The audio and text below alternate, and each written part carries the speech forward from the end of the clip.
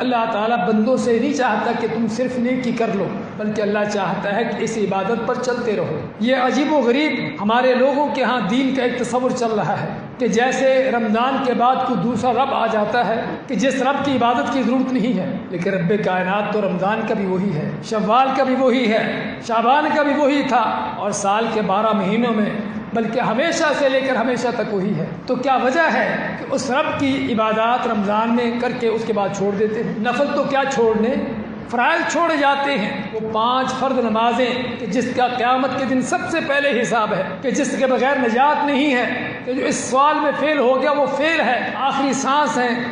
آپ کی زبان پر کیا ہے؟ الصلاۃ الصلاۃ وما ملکت ایمانکم، اے لوگوں نماز کا اہتمام کرو، نماز کی پابندی کرو، اور جو تمہارے ماتحت ہے ان کا خیال رکھو۔ اما عائشہ فرماتی ہیں آپ بار بار یہی الفاظ کہتے رہے حتیٰ کہ آپ خاموش ہو گئے، آپ کی زبان بند ہو گئی، یعنی کہ دنیا سے رخصت ہو گئے۔ یہ اس نبی کی باتیں ہیں کہ جس کا کلمہ پڑھتے ہو۔ اگر رمضان کے بعد بھائیوں یہ باتیں چھوڑ دی جائیں، اللہ کے سامنے کل کس منہ کے ساتھ کھڑے ہوں گے؟